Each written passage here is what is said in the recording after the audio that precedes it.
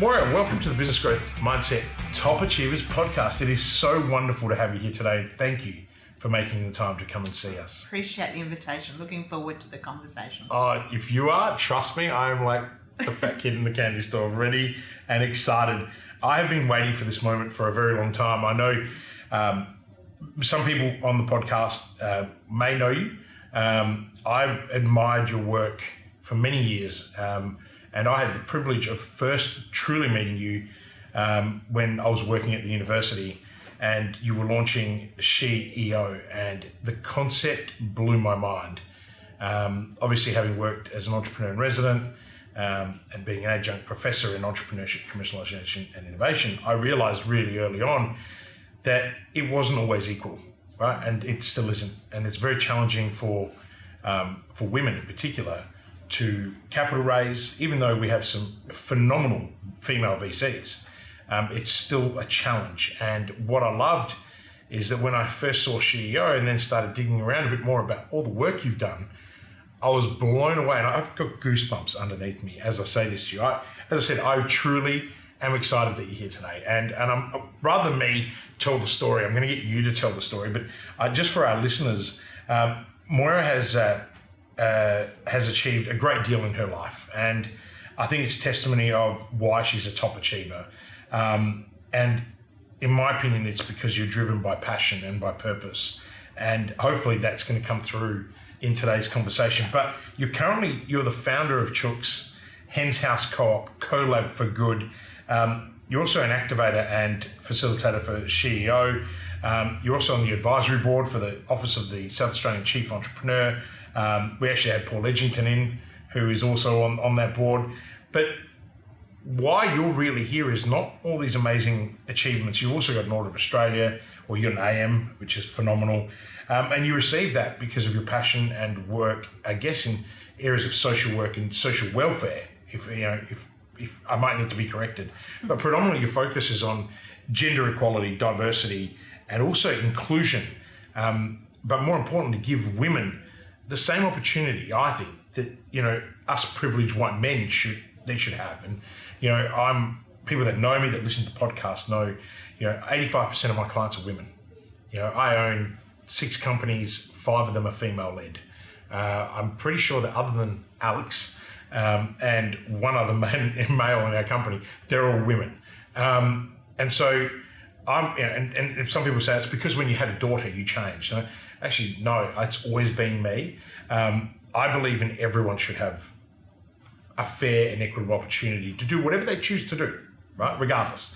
And I really love that that's starting now to really come out the forefront of everything that we do. So Moira, welcome. And if we now that I've given you that brief, that was the briefest introduction that I could pull together.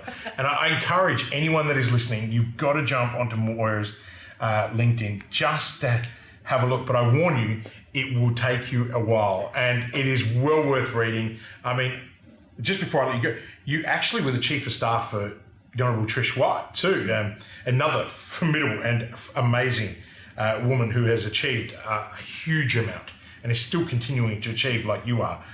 So, Moira, welcome, and why don't we, in your own words, tell us a little bit about you. Where did it all start, and sort of what drove you to where you are today?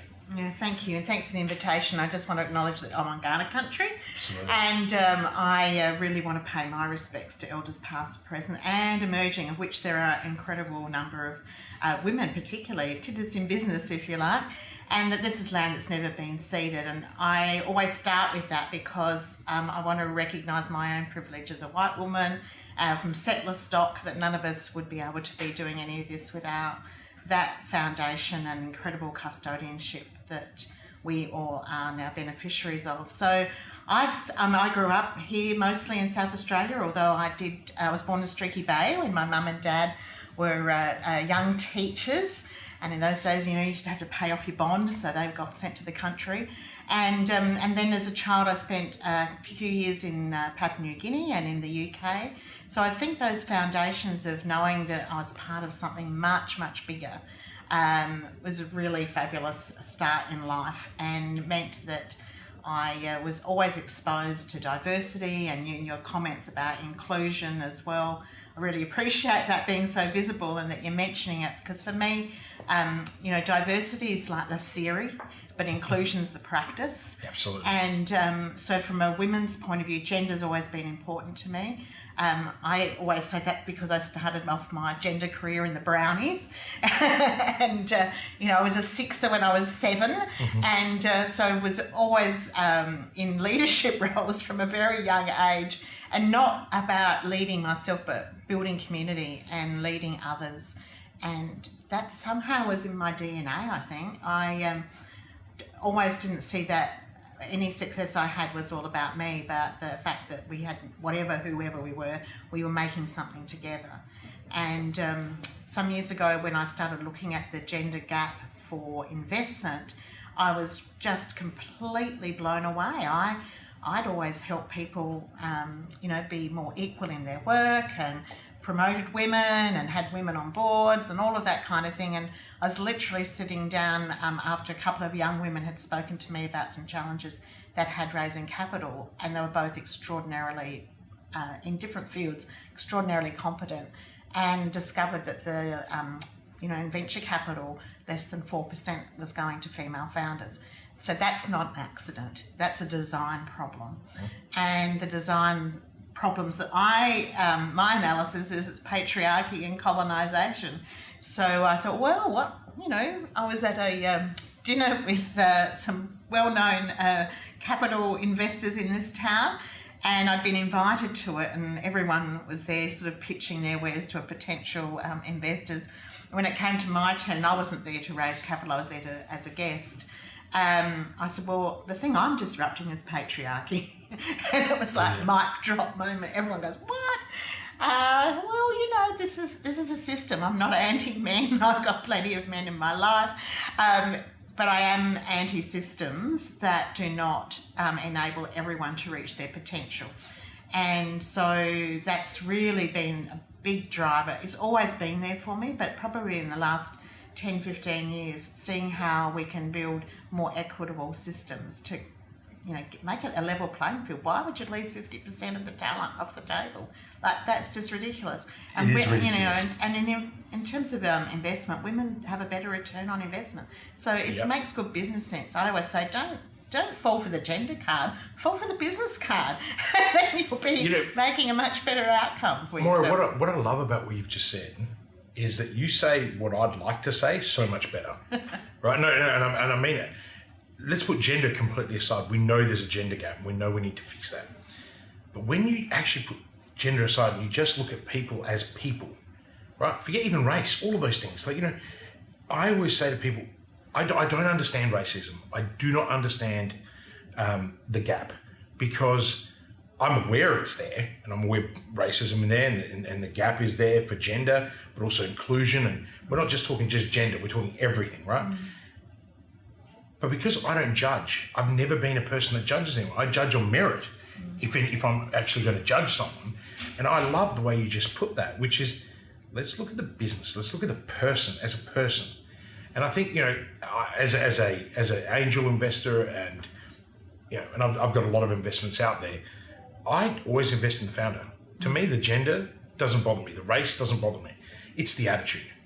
If you've got the right attitude, your idea might suck, but you know what?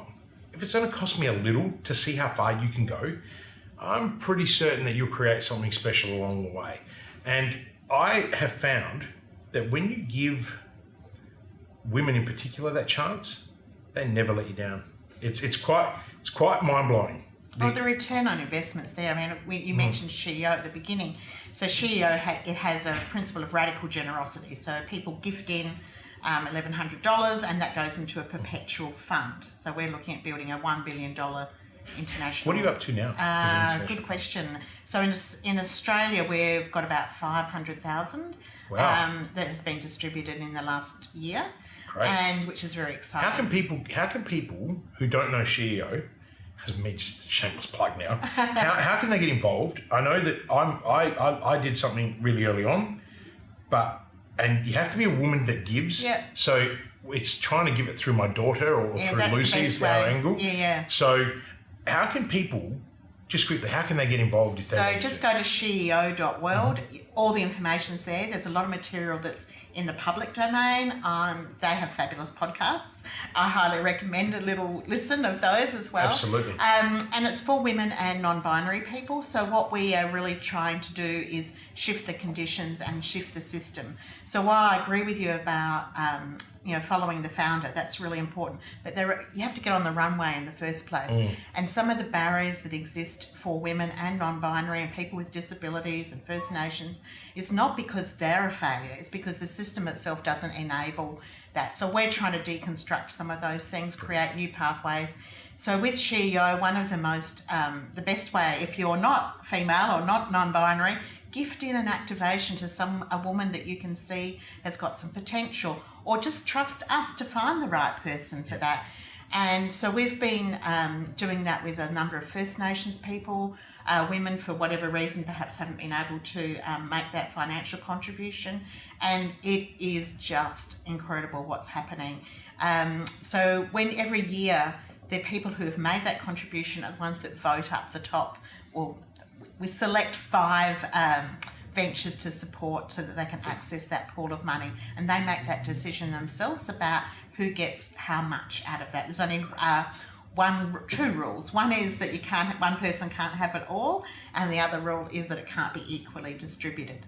Okay. So everyone starts to see they work that out amongst themselves. So that's participatory budgeting, kind of on steroids.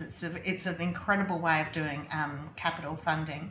And in South Australia this year, 2 of our ventures and South Australian ventures got up into that 5. So Minka Park from Kimchi Club. Okay. And she was also in the Food Awards this last weekend that's just gone by. And Super Fierce, which the co-founder of that is Trina Probert, or founder. Trina's originally a country girl from Adelaide. They've got their operations in Sydney, but we're claiming her as our very own. And Super Fierce is a company that helps people make comparisons about their superannuation. And so both men and women can access that, but we have a partnership with them at the Hen House. So if people want to do that, then there's a commission that gets returned to the Hen House, and also a donation that gets made to GoGo Foundation, which is Sarah. Yeah. So it's a win-win-win. So Trina's got a brilliant social enterprise business model that is helping to close the superannuation gap, because in Australia, 47% of women retire with less superannuation than men, and that just seems... We've got to fix that up pretty fast. We've got to fix that, because I'd like to retire better as well. So, I would say that so you can hop onto Super Fierce and get a comparison done at no charge. And then if you want to do a reorganisation, that's when they step in and take a commission and help us as well. So it's just a fabulous What model. I love about that whole experience is that everyone's winning. Yeah. And I think they're always the best social enterprises in general. And hopefully it's a for-profit as well. So, social enterprise doesn't mean not for profit.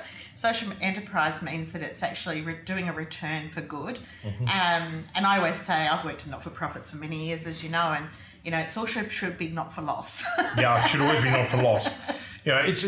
Look, I that's why I kind of raised that point about social enterprise. So many people say to me, because I own a social enterprise as well, and it's for profit, and everyone always says to us, what's the difference? It's like, it's not a non-for-profit.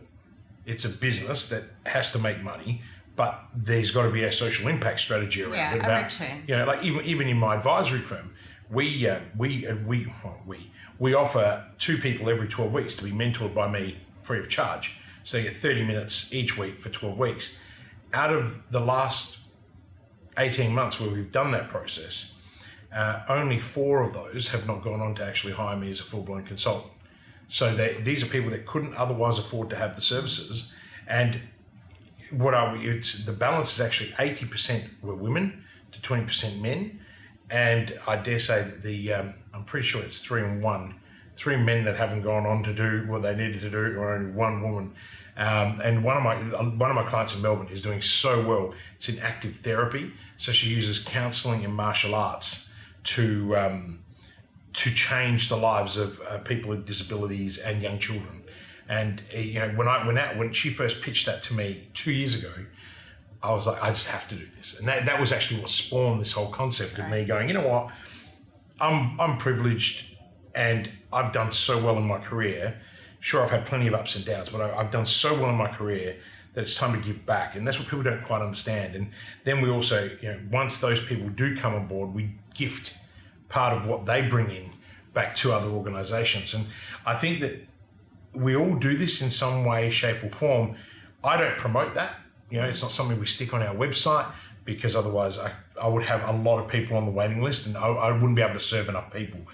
But it is so rewarding when you see people be able to do something they wouldn't otherwise have been able to do. And, in the words of Elaine Stead, I'm sure you're familiar with Elaine, if not friends with Elaine, I'm good friends with Elaine. And she once said to me, Christian, you're the best cheerleader on the planet. And I looked at her and I said, you're insulting me, right? And she's like, no. She goes, you're able to get people to do what they otherwise would never have done on their own. And it took me a long time to grasp that. And it was Lucy and I sitting down at dinner one night. She said, you really love helping people, so how can you help more people? I said, well, let's start big conferences. And me being a capitalist, right? It all came. She said, no, how can you really help people? Look at the way you are with our children. How can you help other people? And that's when, this and combining. And I think that's all it takes, is that spark. Yeah. And I guess I want to know, where did you get that spark? I know that the foundations were laid for you early. Obviously, having a great childhood, being brought up in these different environments. I'm making an assumption here, right? But falling into leadership early, growing and building communities. But what is it that makes Moira wake up in the morning and say, I want to do this. I want to help other people just live their best life? Because that's essentially what you're saying. Yeah, there is that. I'm very much, though, not just about the individual. So I really am about community and the planet. I mean, it's very easy to get up in the morning and want to do something right now when, climate justice is knocking on our door, and I'm a grandmother, and so I want a world for my grandchild and grandchildren to come to, grow up in that's as good, if not better, than the world I grew up in. So that's a pretty big motivator. I've got one grandchild, he's 6.5, and I think once he was born, I became even more driven and a sense of urgency for getting things into better shape. And did you say more driven? Yeah, definitely. Sense of urgency? Yeah. Wow. Because okay. I think most of it, I feel like a bit embarrassed about the things I've done in the past in a way, because it's been a lot around, just trying to fix the programs or policies that were in place. Well, now I really want to go to a much higher level. It's around the systems that are holding injustices and inequity in place. And so that's not just about helping an individual. That's also, in adaptive leadership, that's sort of standing on the balcony and seeing what everything else is going on and helping people actually understand and see themselves and do what they can with what they have to make the biggest change. And so, if I was an engineer, it's, what's the little lever that you can pull that can actually make something quite big shift? And sometimes that's mindsets, definitely for individuals. There's no doubt about that. People still say to me, I've got a text actually from a woman who, she said to me, 30 years ago, you were running a youth group event and you introduced me to this, ... It was Fran Peavy's strategic questioning. So if anyone wants to look that up, Fran Peavy, it's fantastic. She said, I still use it. And I just did it today. And she was working with the New South Wales Health Department. So, she was using it as part of the strategies that she's involved with in public health. And I'm thinking, there's a little tiny thing I did that she used as a big lever that is now shifting a system at a national level, essentially. So I love seeing that, little embryonic idea grow and translate and hold people in their own practice and help them shift the systems they want to shift. So that gets me up in the morning. I get very excited when that's really sweet. And then I think, no, actually, that's not sweet. That's bloody awesome. Moira, I've got to say, good. I have butterflies in my stomach from I'm inspired just listening to you. I mean, I'm motivated, right? So I'm incredibly motivated. And I know a lot of our listeners are very motivated, some extremely successful. And then we also have another group who is motivated but doesn't know how. And I think one thing that I'm really feeling, and I hope that the listeners are feeling, and that's what I'm trying to just bring it to summary for them, is the deep passion that you have for change. But it's beyond change, it's transformation. Yeah. And I think that, again, I'm overwhelmed with just goosebumps at the moment. Underneath this jacket and shirt, which everybody knows, I never wear shirts and I rarely wear a jacket because it's always in a black t-shirt. But I guess for me, I have so many questions I want to ask that I have to ask. But was there something in your childhood that shaped who you become? Do you know, some people have like a tipping point? I don't know that there was a tipping point, but I certainly think, I was married at 19. I had 4 kids under 7. By the time I was 30, I had 3 degrees, 4 children, been married 11 years. And I think, wow. Other people did extreme, bar work during their 20s. I did extreme parenting.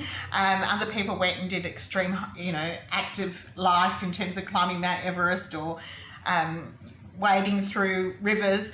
For me, I was doing all of those things. That's absolutely for sure. And I jokingly say, for 10 years, I was either pregnant or breastfeeding.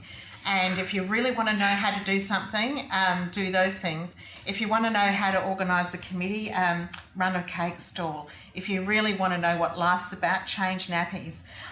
So while a lot of people might have business moments to draw on, I think, there are things when there's an occasion that I remember quite clearly.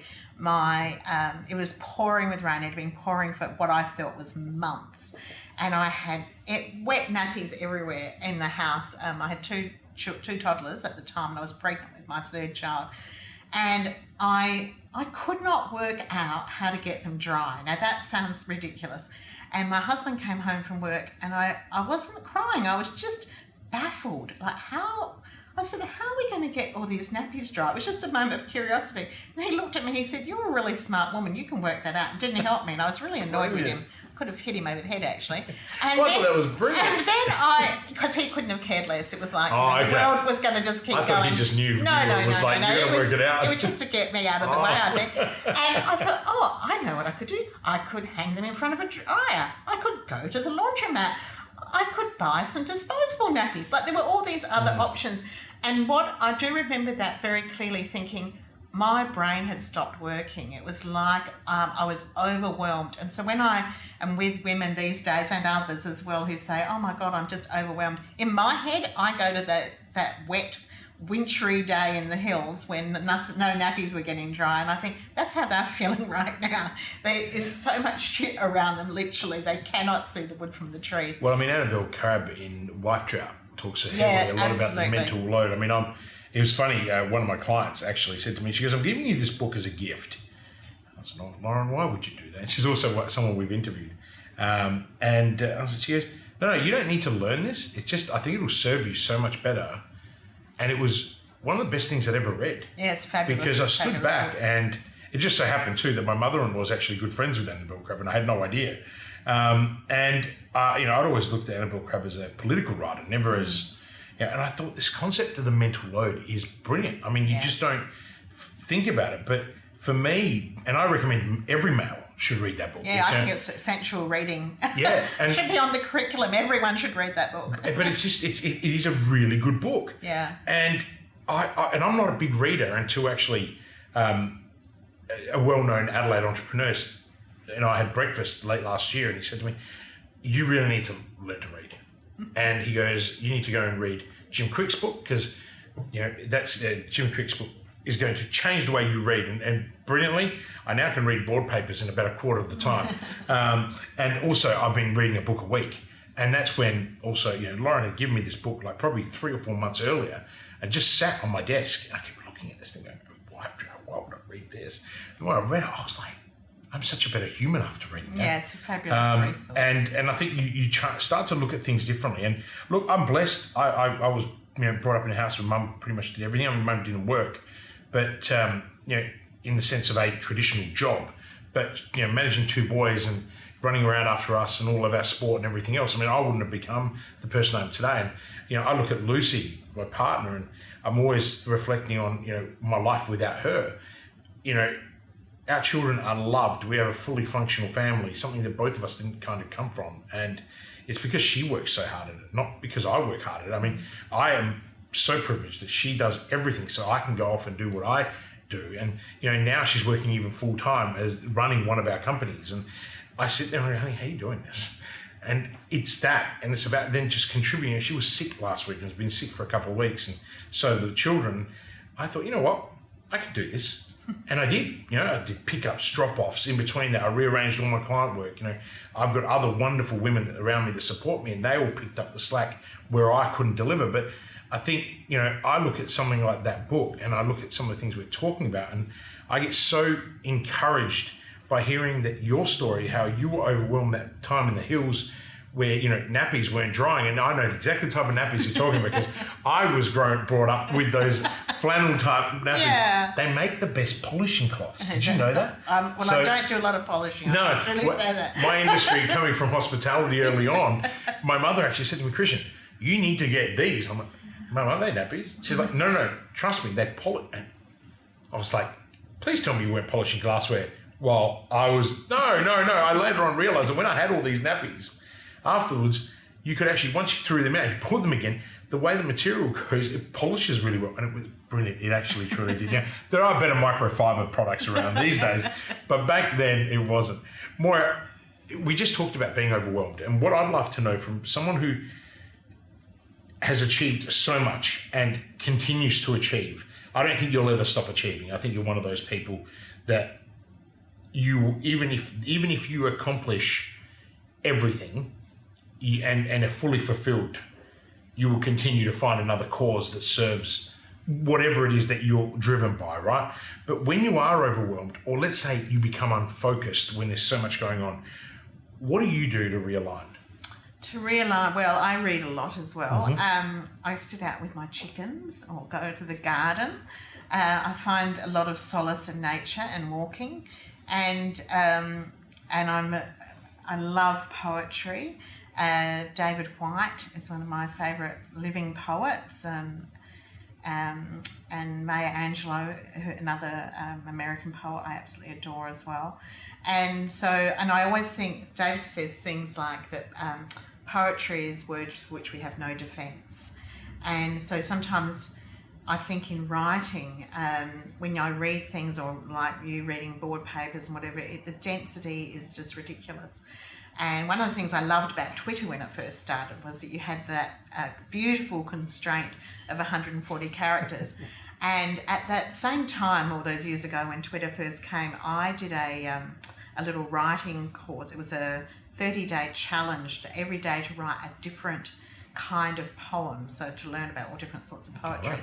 And my writing improved instantly because you have to get to the point very, very quickly.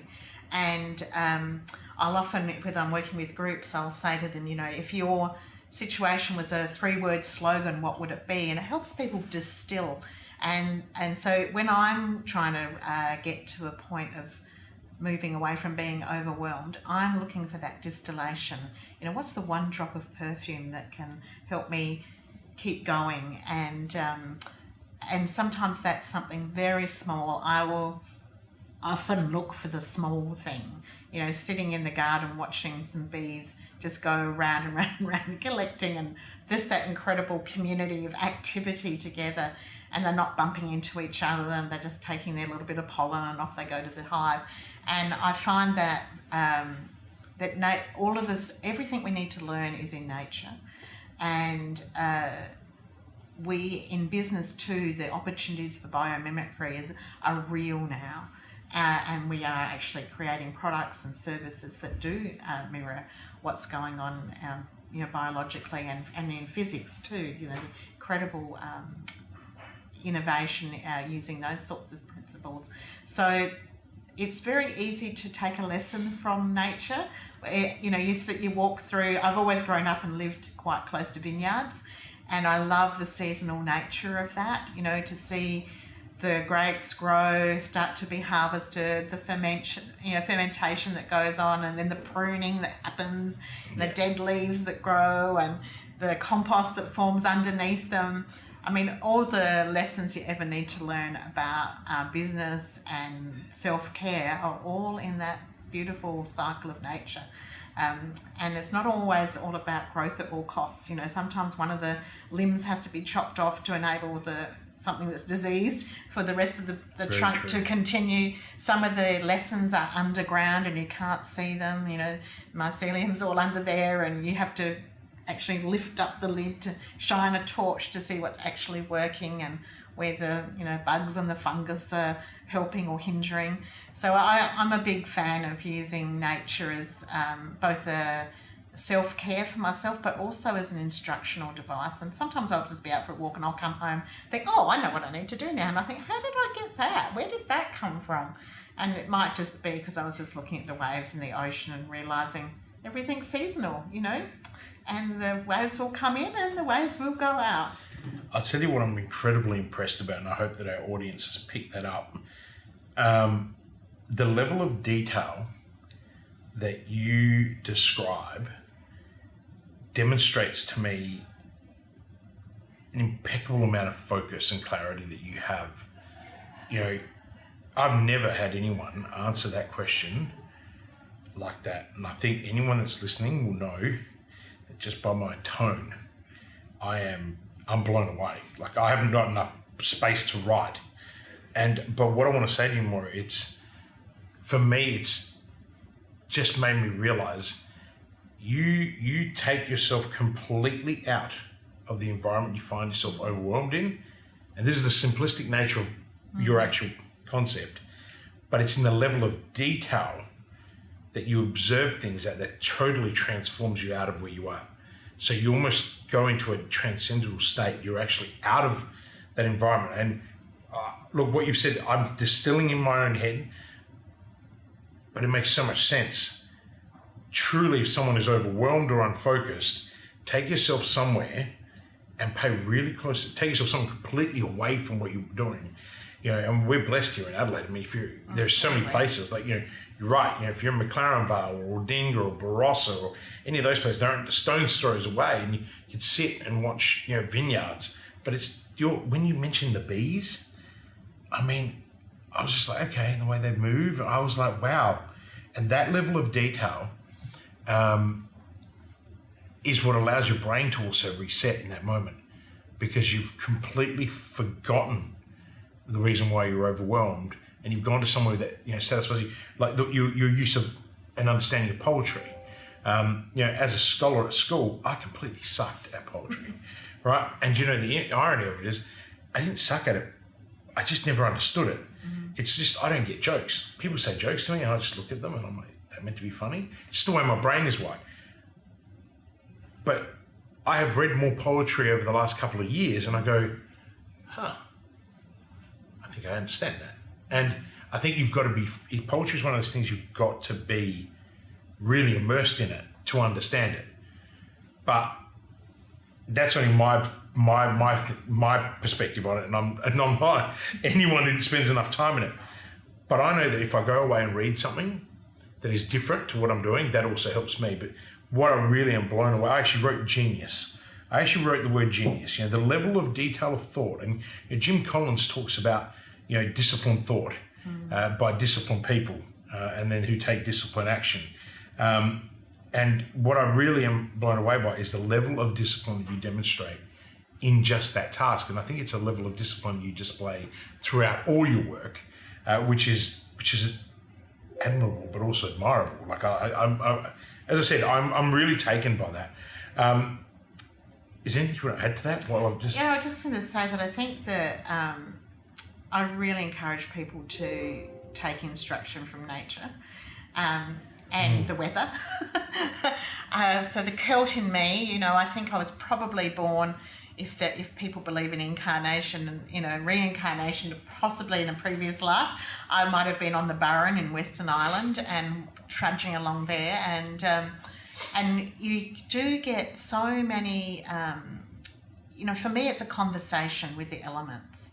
So, and I sing in a choir too. So there's this call response, I think, is a very fundamental vocational understanding. And vocation, means voice, and to listen to that voice. So if you are in business or whatever you're doing, whether you're home with kids or whatever, what's the call that you're hearing from what's around you? What are people saying to you? I always think, if I hear something once, that's interesting. I hear something twice, well, that's got something to offer me. But if I hear it the third time, I feel like, okay, all the angels and saints and every single goblin is out there trying to give me a piece of news, and I better pay attention to it. And again, that's definitely the Celt in me coming out. And so, but if I'm not listening, then I'm not going to get those cues. And they will come in all sorts of forms, and they'll come from a little voice, they'll come from seeing, a sign on a road, whatever it is. So I think that's something about being attentive and being quiet enough inside yourself. One of the challenges, I think, is that we have a lot of thoughts going on, and we get captivated by our own thoughts, and we often have to get ourselves out of the way to do the next thing, whatever that is. And so paying attention is really important. I have had a meditative practice over the years, like most of my life, but it's not, these days, how that shows up for me is more as a way to live than, okay, I'm going to sit aside and do my prayers, or sit aside and do my meditation, or whatever it is. It's more like trying to have that more and more integrated into my life. So I appreciate you saying about being disciplined, because I do think there's a difference between going to a practice, like you go to your yoga class once a week, or go to the gym every day, or whatever it is, as opposed to being the practice. Yeah. That's one of the things that's when something becomes transformational. I'm not saying that I'm at that point, but it's definitely that there is a deep desire in me to be more integrated in that way. And that's going back to the poetry. That's why poetry has been so important to me as a lever to see the world in different eyes, and and just be amongst it. I got to say, listening is not one of my greatest skills, and I have worked very, very hard at becoming a better listener. I'm a very fast listener because I solve problems very, very quickly for people. But it's, when you say listening, it's a much deeper thought. It's going right below a few more layers, and it's why I love interviewing, because I actually have forced to listen. I cannot be distracted. And it's almost like when you said that, it was a message to me, and I know it's probably a few listeners out there that were sitting there going, right, that's my message, right? It's our message. And I think that's what's really beautiful about just the way you've explained that. You've got to be quiet enough in yourself so that you can get yourself out of the way as well. And I think that I'm going to steal a lot of these lines, just letting you know. I will credit you for them, but they are amazing, right? Like, I'm sitting here and I'm thinking to myself, this is a masterclass on how you should live your life, to live almost, it's a self-awareness, but it's much deeper than that. And I think so many leaders are really good at what they do, but then they don't have enough time to reflect. And I know I'm one of those people who, I spend a lot of time reflecting, but nowhere near enough. Like, I meditate, and I actually went out last year and hired a meditation guru that at every 5 o'clock in the morning, Bronwyn and I would literally meditate, to the point, because I couldn't do longer than a minute. I got to 30 minutes and my life was transformed. And and actually Bronwyn messaged me the other day and she said, I miss our sessions. I'm like, can we do them again? Because you told me to go solo. And and the thing is, I need someone there all the time, one of those people. And I acknowledge that. It's why clients would say to me, do you have someone that advises you? I said, yes, I do. I actually have 2 people that I pay that advise me over and above all the advice that I hand out, because I can't go solo. It's not me. Like, I'm a person that has to be around people enough, but I have to have my own quiet time. Like the last 2 weeks, I've been so mentally exhausted. We had father-son camp not this weekend, the past weekend before, and it was amazing. It was wonderful seeing all these boys just having the time of their life, and and getting to know all these other amazing fathers, and it was great. But I didn't have any time off. Then we had to go to a party on the Sunday and do a whole bunch of other things for the children. And then I worked another crazy week, and I realised I got to this weekend and I was pretty much burnt out. And I don't get burnt out. And what I then reflected on, and this was yesterday, I left my mother-in-law's house because we were there with the other side of the family.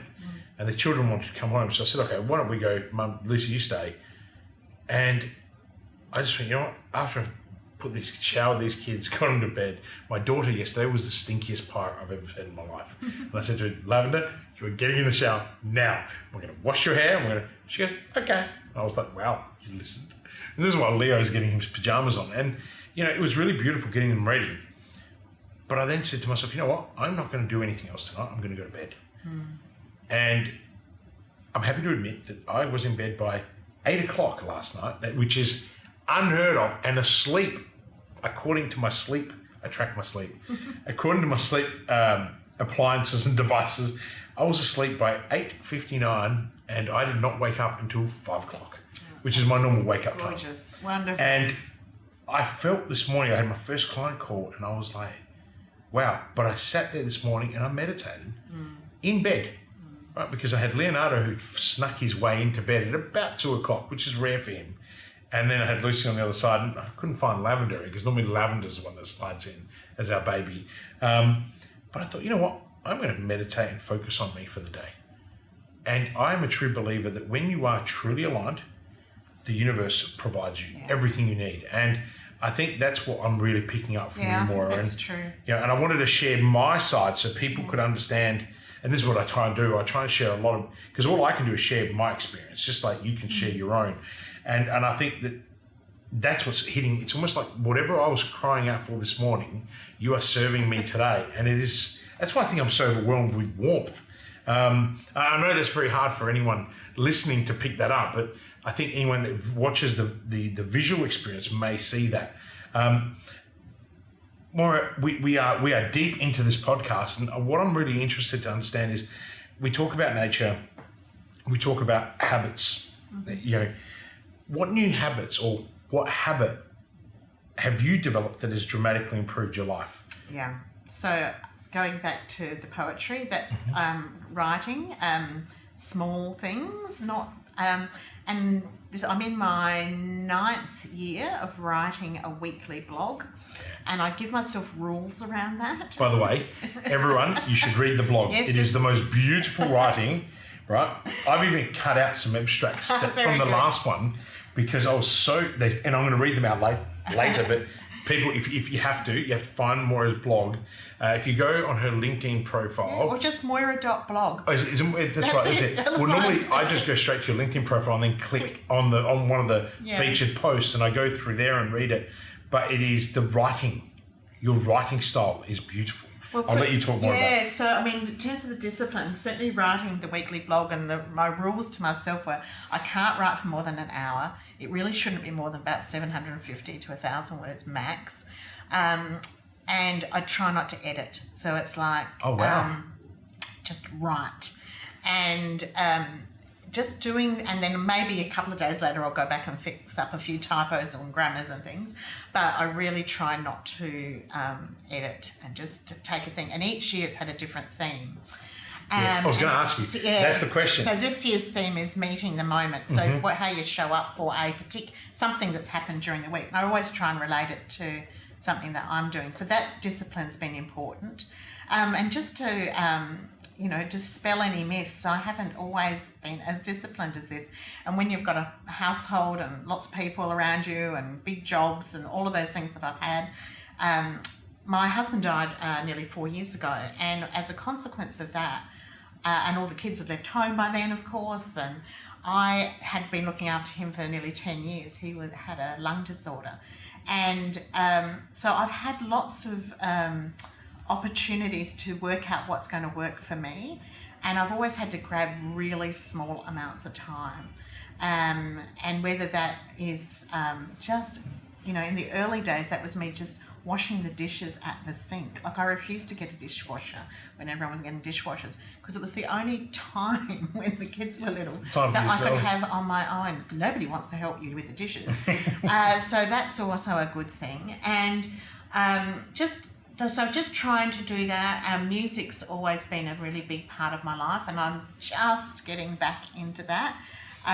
Now I'm looking forward to our choir hasn't rehearsed all year, so we're missing choir for COVID. But finding ways to find your voice, I think, has been a really central discipline for me. And I write now for myself, and part of the reason I started to do that was because for years I have been writing for everyone else. So I'd written thousands of reports, literally millions of words for other people. I can look at documents all around this town, and there's bits of I've written in them, and there's no credit to me. Policy, policy work, evaluations, research, speeches for premiers and ministers, and parliamentary answers in Parliament, and you look at all of those things, and I'm not there. Like there's no my name's not on anything, and so that's why I started writing the blog originally, to see. I was curious, could I write in my own voice? And particularly when you're writing speeches or writing answers or writing a report for someone, I used to try and write with their voice in mind. Like I'd be thinking, would that person, would she really say that? Would he really say that? Okay, what would he say? And I remember writing an answer for a question in Parliament that was coming up. So because, sometimes those questions are, available in advance, shall we say. We know what questions are going to be asked. And I'd written it from my minister's point of view, but it went into the pool for the Premier to look at. And he said, oh, no, I'll have that question. Which was a great, I was very touched. It was a very lovely affirmation. But I had written it with him in mind, because I thought, I want to get one of my answers up. Oh, wow. And so when he delivered it, he did not change a word. And this ex-Premier that most people will know was a journalist himself. So I knew that listening to his voice was really important. So when I started writing for myself, I was curious, like, did I have a voice of my own? And so I sort of snuck into blog writing through writing poetry, because poetry you can be a lot more anonymous in a way. And the poetry community here in South Australia is a very unique group of people. Is it small? It's very large. You'd be amazed really? How many people are out there. And I haven't done any public poetry for about 4 years, actually, pretty much since my husband died. Not because of that, but it's just a time thing in my life. But I did win a poetry summer slam a few years back. Summer slam. Yeah, which was all about smashing the patriarchy. You'll be surprised. But when they saw So it's like a hackathon. Yeah, for poetry. Right. Slam. Highly recommend. Anyone who wants a little bit of discipline in listening to stories, listen to The Moth. That's a great podcast. The Moth. The Moth's been going for years and years and years. Started in New York, but and it has hundreds and hundreds of stories of ordinary people telling their ordinary stories, and that was a very lovely lever for me to learn how to listen more deeply to how I was seeing the world and to find my voice. And so I think for anyone, work out what it is that you want to say, not who, I think it was Oscar Wilde that said, try not to, be yourself because everyone else is taken. And often when we're in business or we want to impress people, we try and act as if, we're someone else. Just be yourself. That's the best thing you can be. Yeah, I get myself in trouble for being myself. No, I highly recommend it. And I think a lot of people jump through some kind of imaginary hoop. Yeah. To be what they want other people to see. I think people are really worried about never being enough. Yeah. And I think you got to overcome that fear. I always say that to clients, and I always say it to prospects, and just in general, I do a lot of work with young people, and I always say to them, you are plenty. You're here, you're alive, you're a 1 in 400 million chance of actually ever being born. I mean, just be the best version of yourself. Exactly. If and I've failed plenty in my life, and catastrophically. And I always say to people, there'll be people who will judge me for the rest of their life, but guess what? They're the ones losing. Because the people that don't judge me and go on this journey with me, their life is being enriched because they're enriching my life by being there with me. And I think and this is the point, I love your point about building communities. A few years back, something something I did caused me a great deal of pain, and I had to learn from the whole experience. And I think that's why I've gone to script with pretty much everything that I do today. And I've become a writer. I'm dyslexic and I have ADHD. I can never get that level of discipline of not proofing my work. I have a copywriter and I also have an editor. Obviously I'm writing for Entrepreneur Media.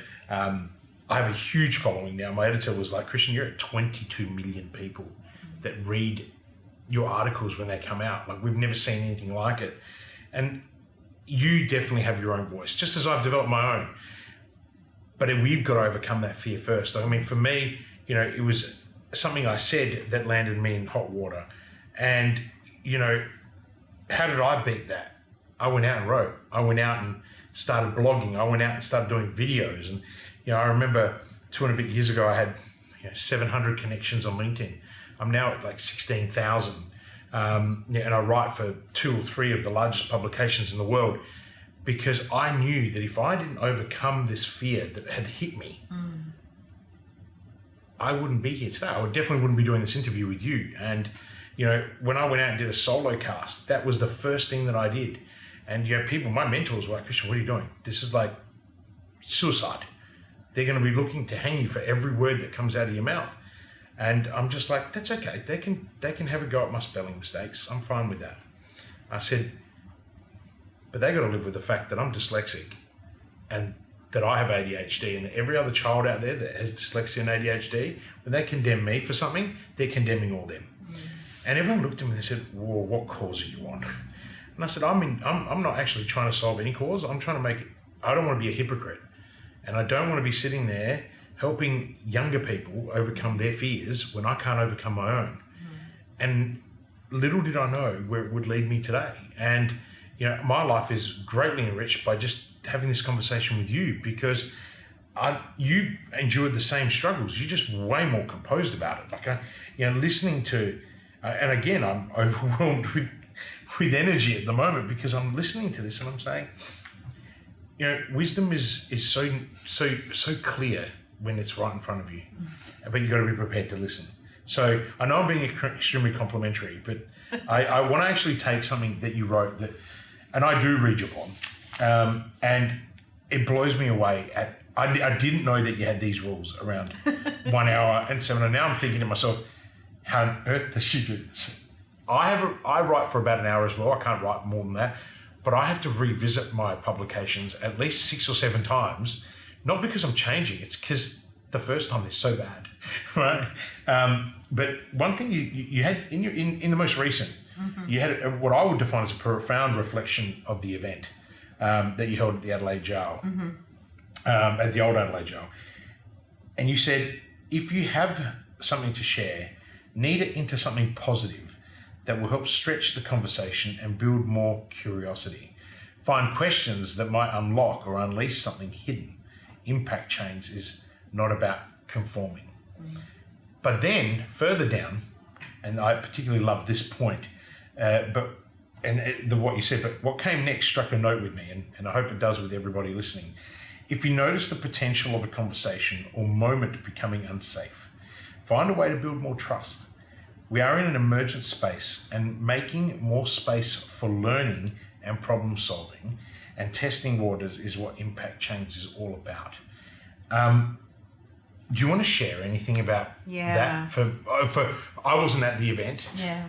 And if you read the whole blog, it'll make more sense. But can you share some? I just thought that really struck a note with me, and I really wanted to expand on that today. And I know it's not in any of the questions. No, that's fine. I'm really happy to answer that. So the event was called Impact Chains, as you rightly said, and myself, Sarah Gunn, and Amy Orange form a group we call Collab for Good. And so we wanted to create an environment where people could learn together, and so we offered activations. So we had rules around that too. No keynote speakers, no panels. People had to learn by doing. And so each activation was had some physical embodiment activity, whether it was we did a what we called, Amy organised a privilege walk to understand the different impacts and privileges that we have of being inside or outside of the incarceration system, and people with lived experience sharing some of their stories and all of that, which was incredibly powerful. We had the students and community of Youth Inc. helping build us issues on how to unfuck the world, and that was exciting too. We had a community and capital session I ran using blocks and a card game to work out what your capital stack needed to be according to what time business you're in. We had people from the conservation movement and nature play giving us, actually showing us what to do with soil and the lessons that soil can do in terms of ecosystems, and how does that then bring it back. So it was a very very diverse. Everyone had an activation from a different system, but everything is connected. So this is a fundamental truth. And so we often find, I certainly find in my work, generally speaking, people want to just make a small change, at the edges of something. But if you really want to make a serious change, you have to look at the system and the ecosystem in which that actually functions, what those problems or issues are. So the leaning into being more curious, which that quote's about, and needing, like the bread being the yeast. So we see those activations, if you like, as yeast. And then how do we all work together to stretch it out and pull it apart and help it grow? And quite often, particularly in entrepreneurial circumstances, an idea is the yeast. But you still need to set it aside, you need to prove the bread, you need to put it in the oven, you also need someone to, buy it and sell it and eat it and enjoy it and tell another person how wonderful it tastes as well.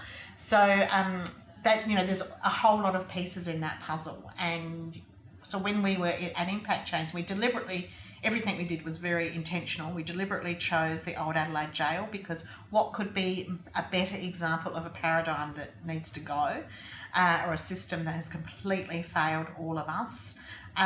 So putting ourselves physically in a space like that, when we were preparing it, we had a list of things we didn't want it to look like. We didn't want it to look like the convention centre. We didn't want people to have an experience of going, oh wow, that person was amazing, we just want to follow them. We wanted people to have an experience of the idea, the system, the interconnectedness of things, the relationships that are a consequence of being together. So I just did the evaluation data last night, and over half of the people who were there met someone they didn't already know, who they are now going to do a collaboration with. Amazing. So one of my favourites on the list is the fellow who runs the Playgroup Association. So he's involved with all the playgroups all around our state. He talked to the woman who runs the Nature Festival, and now they want to do a collaboration on how playgroups can be involved in next year's Nature Festival. And that collaboration, I think, will be extraordinary for a whole generation of kids, and places that they can make their own little nature activities that wouldn't have happened without us. So we see ourselves as being catalytic in that regard. And CoLab for Good is very much, we see ourselves as an intermediary in the impact enterprise space. So what we're interested in is how impact happens, and that everything's collaborative. None of us want to do anything on our own. We want to make sure that the interconnections between systems accelerate the change that needs to happen. And so often in an entrepreneurial sense, we talk about, amplification and acceleration and a growth mindset and all of those things. That if that's only happening for you as a founder or your shareholders or people who have equity in the business, it won't actually be enough. These days, that's not going to actually be enough. Yeah, it won't be enough. And people think about the brand, and when I, look at people like Seth Godin, for example, it's about being memorable. That's one of the things he says. You did one of... I did the MBA with him, which was a 30-day sprint. You got an award too for that. Yeah, I did. Yeah. So that's a peer award, which was lovely. No, it's amazing. I mean, look, Moira, so I've just had this crazy idea. And so I think, I'm the chairman of Innovation in the City, which is part of Launch Adelaide Inc. And I now know an event we're going to run next year. Oh, cool. So I think we might run an event called Impact Enterprise, because I think the audience would love, and maybe we can get yourself, Amy, and Sarah on a panel and give you the whole floor. We might not do a panel, but we'd be happy to be there. Yeah, I just think if we can get you guys to, there's so much education required in the space. Absolutely. And we've got a room full of entrepreneurs and innovators and capitalists and venture capitalists as well. And we had David Pizzone, the Honourable David, presiding minister for the Chief Entrepreneurs Office. David was with us on Wednesday night, and he was amazing. He was actually his first ever public speaking engagement when he got in was actually at Innovation the City. Right. So we actually thought, well, let's bring him back, and he, in the same way that he's grown, I mean, phenomenal journey. I mean, I remember when David the first time was talking about innovation and entrepreneurship, and he just couldn't, he didn't understand the term bootstrapping and all of these. This time, he blew us away as an audience, particularly me. I actually went up to him afterwards and I said, David, wow. And he said, what? I said, leaps and bounds. Like, the amount of growing you've had to do. And I think that they've done an extraordinary job in trying to get people to help themselves, as opposed to just having constant handouts, constant grants. It's like, okay, well, let's do things together. And I think that there's a lot of influence and a lot of people that are around that have been able to provide that support. And I think that's wonderful. But this area of impact enterprise, I don't think enough people know about it. And I think that this is how can we collaborate, post a podcast and say, well, hang on a second, Moira, I think I've got a platform for you where we can go to another 100 people and influence another 100 who I know will then go, how can I get these women involved in my life, in my work? And how can we then make our organizations better? And I think this is what, I talk a lot about the man on the mound. Everyone's seen the clip, and it's a rave festival, and there's one guy, and everyone always says, he's the leader. And it's like, no, he's just the guy that started. It's number 2, 3, and 4 that created the movement. And I think what's wonderful is that, you're clearly someone that has laying the foundations, but you don't want the glory that comes with it. Your glory is actually watching others transform, right? And I can see that. And so I'm just tabling that. I've made a note on my notes. Yeah, no, we'll be up for that. Because I think it'd be spectacular. I think it'd be actually a brilliant event. We would definitely be up for that. And we really want to help stimulate everyone being impact. Everyone can be an impact enterprise. Whether they, depending on what it is in their business, it can be something as small as trying to get to carbon zero. As a business, to something quite transformational, how they can be a bit like super fierce, doing it at 3 levels. And permaculture always says if you do one thing, you should try and do 3 at the same time. So I take a lot of lessons from Bill Mollison. I can see how you'd like to do more than 3 things at the same time. But life too short. I would like to, it's a bit like the bullseye for me. If you can hit the bullseye, you're going to get a lot of impact as a result of that.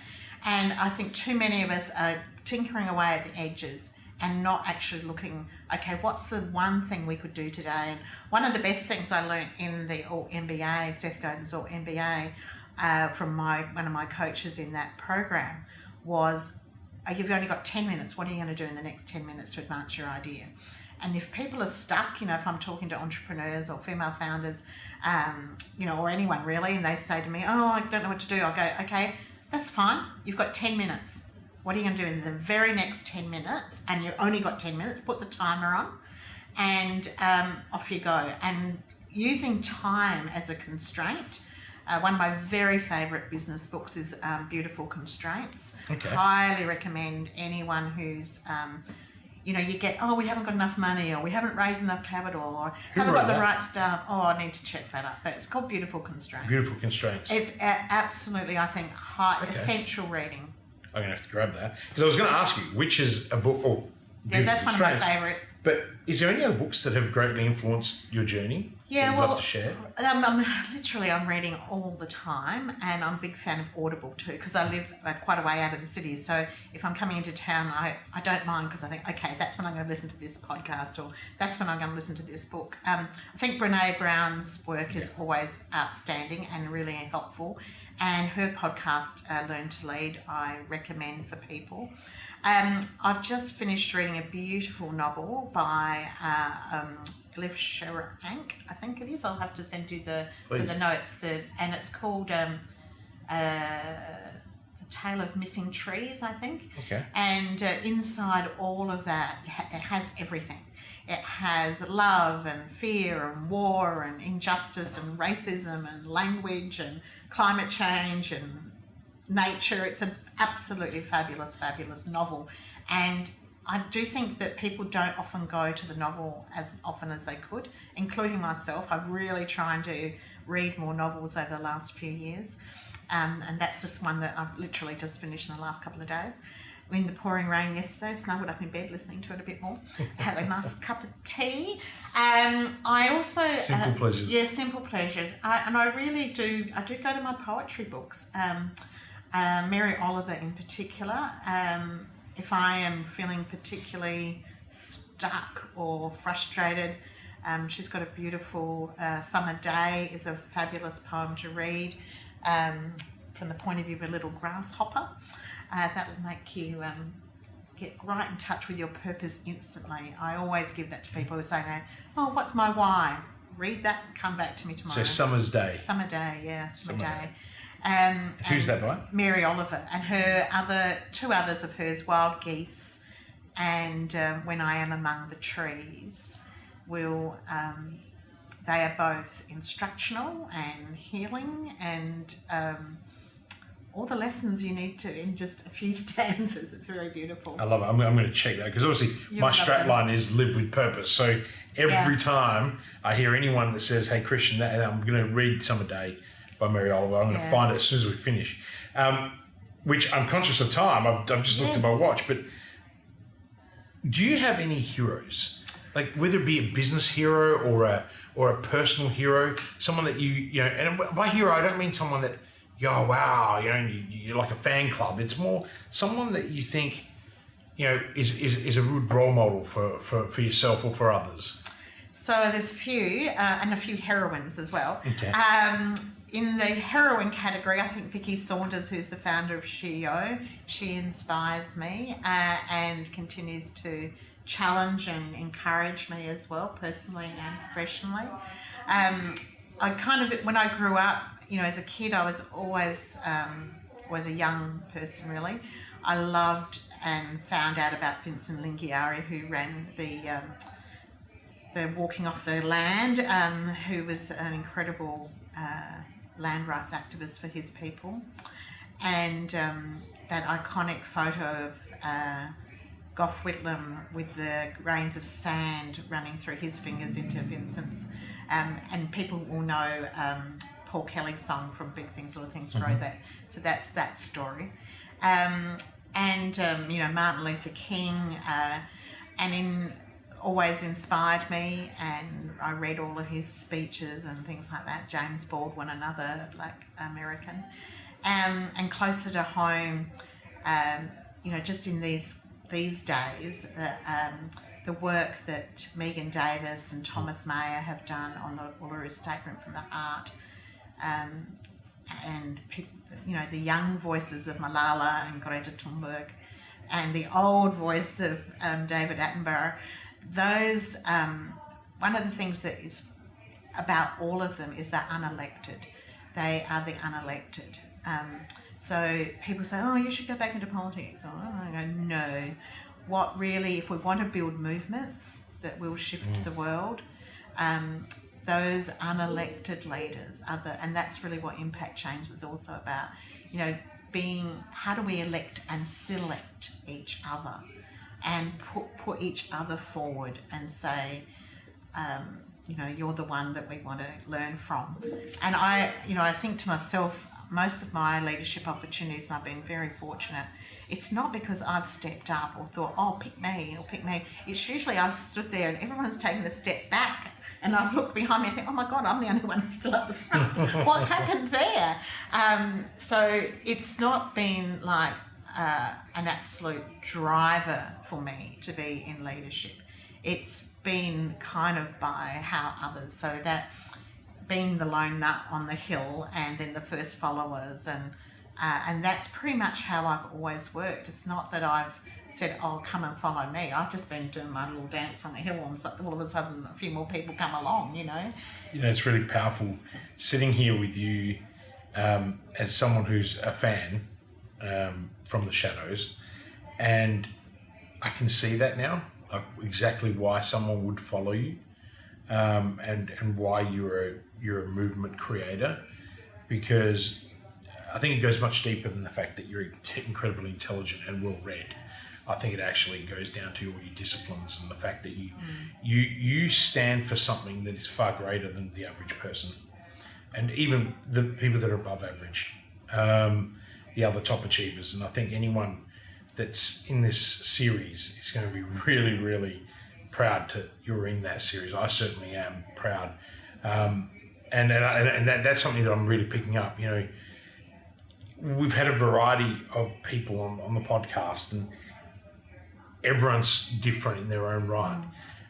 But it's one thing that is very, very common, or one thing that actually is the common thing, is that everyone has real deep passion for something that is far greater than themselves. And that's really coming through. Moira, business and life is not all flowers and rainbows. Has there been a particular failure experience in your life? And failure not as a bad thing. Failure is a moment that something didn't go the way you planned, and or something in life didn't go the way you planned, but that set you up later for success. Is there something in your life, it could be something a long time ago, even more recently for that matter, because I think we all go through these moments in our time. I certainly had plenty to draw on. Is there one in particular that you think set you up for success later, but also helped you build grit and resilience in the process? Yeah, grit and grace, I think, are the two things that you learn when you're in those situations. If you learn them in a way that will serve you into the future. And, certainly my husband dying, which was not a great thing to do, and we thought it was going to be a sprint when he was first diagnosed, and it turned into a marathon. Actually turned into an ultra marathon. It was nearly 10 years. And then after he died, there was a whole lot of things that happened that I had no knowledge of, which were very traumatic. There's no other way to say it. But that meant that when I then, about a year later, I then walked to the Camino. I worked about 220 k's on the Camino Santiago to Compostela. Wow. And I'm on this mountain, literally, and it had been raining 2 days earlier, and it was so it was still pretty slippery. And everyone's a million times fitter than me and healthier than me, and I'm climbing up. I'm on my own because my group that I was with were all ahead of me. And I think, and I'm not quite crying, but I'm almost there, and I'm aching, and I'm pushing myself up this mountain, and I'm thinking, I can do this. I have been through hell, and this is just an externalization of that. And so I'm just going to get to the top of the mountain. So I got to the top of the mountain, and then going down was worse because it was so steep. And I'm thinking, this is worse. Coming out of it's worse than going up. And I get to the end of it all, and that night we had this beautiful feast, and there was dancing and singing and everything. And I'm lying in bed, and I'm exhausted, I'm aching all over, and I'm saying to myself, okay, that's probably the hardest physical thing I have ever done or ever will do in my life. And so if I can do that, I can probably do anything. And I'm certainly in politics, I had a lot of stuff thrown at me. I've had, historically, I was very involved in the anti-apartheid movement and with the churches in the 80s and 90s. We had our house, bricks through the window. My phone was tapped for 3 years. I was abused and publicly slandered. There was a Human Rights Commission evidence I've had a lot of difficult times, but that mountain and that night, that was like, okay, right. There was a reckoning that happened, I think. And so every time I'm in a difficult situation now, I think, it's nothing. I've climbed a mountain. Better still, I've got to the bottom of it. And so I know that I can do that hard stuff. And I think that the hard emotional labour that we all do, that we talked about earlier, I don't think anyone really understands unless you've had a lived experience of what that is, whatever that is for people, whether they've been incarcerated, whether they have had a bankruptcy, or whether they've had trauma, physical trauma, sexual abuse. Everyone has some experience to draw on. Some of us are very fortunate that they haven't been life-threatening. But once you've done that, if you can remember, and I think this is the thing that happens, often in a tough moment we get amnesia. We kind of stop and get nervous in our tracks, and we think we can't do it. In fact, I had a text message from a really dear friend last night who's about to take on a very large job here in Adelaide. So she's moving her family, she's changing her employer. It's huge what she's going to be doing. She'll be making a great mark on this city. I'm excited that she's coming. And she was having doubts about, can I really do this? And I'm going, yeah, you write down a list of all the things you do. Go for a walk, come back and look at the list, you'll be fine. And yeah, it's just, I think if you've done something hard, in the moment when you're being faced with something new that's hard, try and remember that you've done it before, and something much harder. I really love the way you put that together. The one thing that's really stood out is I felt your pain as you were going up there, and I think for anyone listening, I think it was much deeper than, there's a metaphor there. I think that for anyone who really wants to explore that, it wasn't the fact that you were in pain and your mental load was crazy and you had all this other stuff going on. And it wasn't that the terrain was the conditions were bad. You were alone. Everyone had left you and they were ahead of you. There was no one there to hold your hand. You could have given up. You could have decided that that's it. I'm just going to stay here and I'm going to... I thought about it. Yeah. I bet you did. I think we all do, right? And I think that's the metaphor, that's the point. But what really... The real lesson in what you said, Moira, wasn't how you managed to dust yourself off and say, no, you know what? I can do this. People think that's the tipping point. It's the coming down. Because the point you made, I got up the top of this thing and I thought I was done, and then coming down was even harder. Because coming down is a set of new lessons you've got to learn. Because if you don't learn, that's where you learn the grit and the grace, is when you're rebuilding from that. Now, in your case, the rebuilding is coming down, because that's only half getting to the top. You have to actually go, okay, well, now I've overcome this mountain. Why did I climb this thing in the first place? And that sometimes, we make mistakes. I've made mistakes, and, I've been punished for mistakes I haven't even made. But it's the ones that you make, that you go,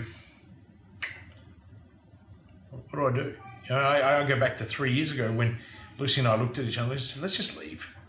Well, why are you still here? Why are you bothering with Adelaide? And I had a lot of people come up to me and say, why are you bothering? Well, I said, no, this is something I did. I got to own this. Right? And we did. We sold everything and pretty much retired and went, that's it. And we were ready to go. Got offered a job in New York, and as an entrepreneur resident there for a very large scale incubator that would have turned out to be incredibly profitable for me. But no, and that was the peak of that mountain. And it was like, well, how do you recover from the public shame? And in the end, when you look at it and you go, well, actually, it wasn't actually anything that bad. But you yourself, you struggle with it, because when you're someone who has a lot of integrity, it makes it really hard when you get publicly shamed or hacked or whatever it might be. For everyone, it's different. For me, things that hurt me are much bigger because I've been through so much. The same with you. But you can't lose sight of the people who have experienced very little trauma in their life, and then the smallest little thing sets them off. They're going through the same pain that we go through on a bigger scale, because we're more conditioned for it. And I think that's where resilience, grit, grace, as you put it, is really important. But I think the lesson for me, and I think for anyone listening, is go a bit deeper in what you were saying.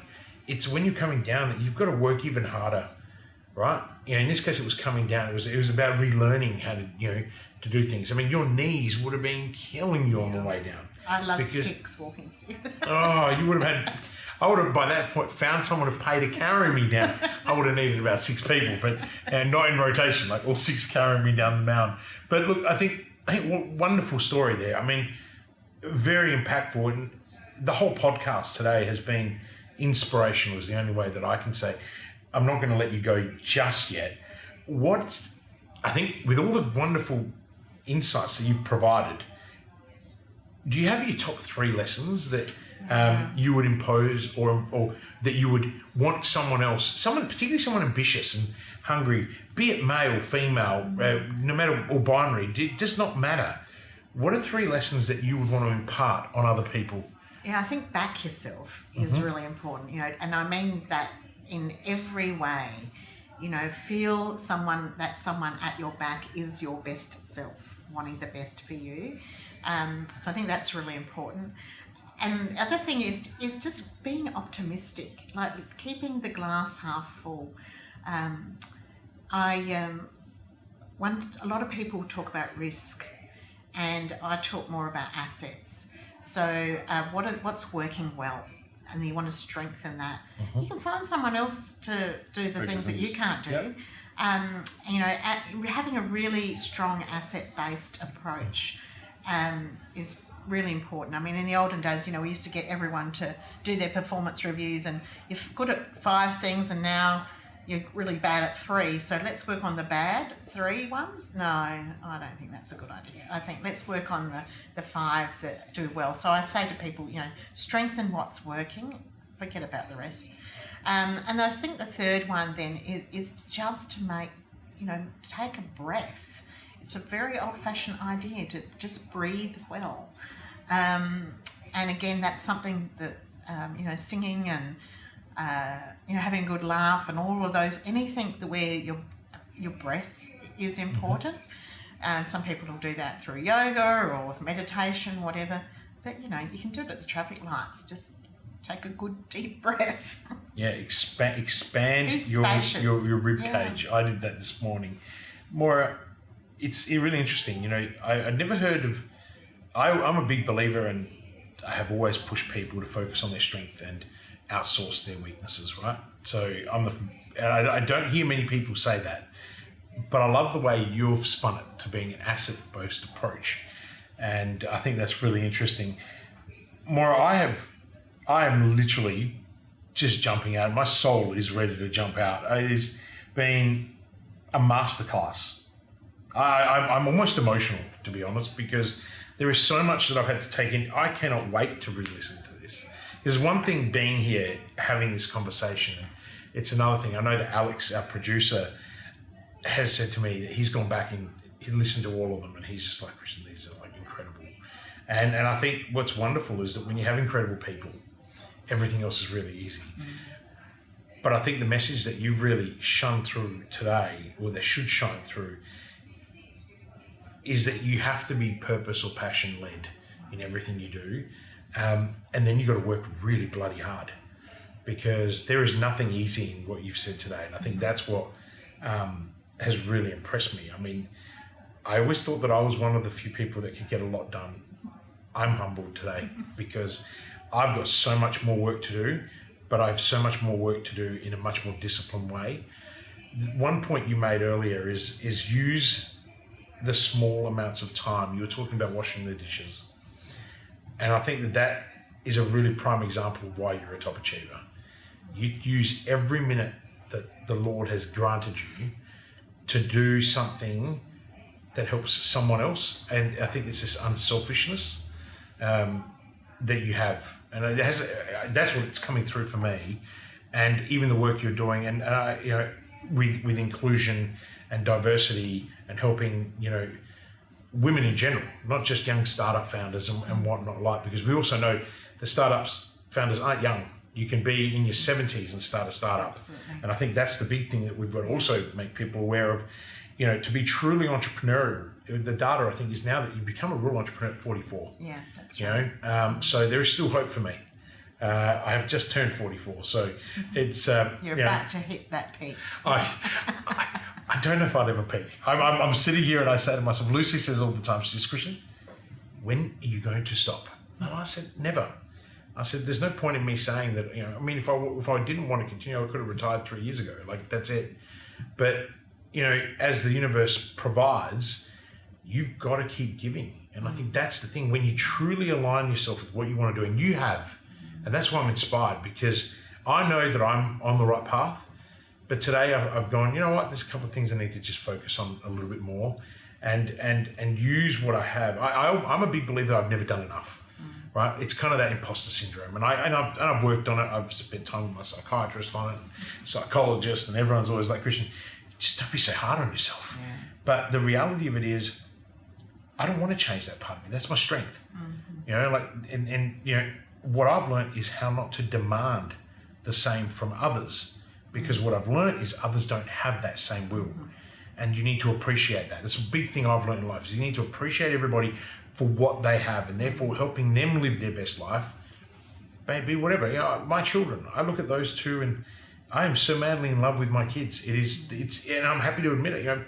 Father and son camp, Leonardo, all the other boys, we had 44 dads and 46 boys. We had a couple of twins. And, when it was bedtime story that Andrew Lee read to everyone, he's a fellow from Harvard and Stanford, and he was here and he read them a bit. It was my son sitting on my lap, and everyone was like, "Does he always do that?" He said, "Yeah, our boys don't do that anymore. My son will sit there and play with my ears," and and I love that. And to me, that's the home that we've wanted to create. But it takes effort, just like all the effort that you put in. Moira, I want to thank you deeply from the bottom of my heart for being here today. I know you're an incredibly busy woman and a busy person doing a lot of remarkable things. And I want to thank you because I actually think this has transformed me just speaking to you. And you've made a dream of mine come through. So hopefully this will be only the first of many conversations that we have. I certainly know that I'm going to table you for an event for next year. And I think that is going to have a huge impact on a lot of people. Moira, thank you for joining me on today's podcast, and I look forward to sharing it with you and the rest of our audience. Thank you so much for the invitation. No, thank you. Cheers.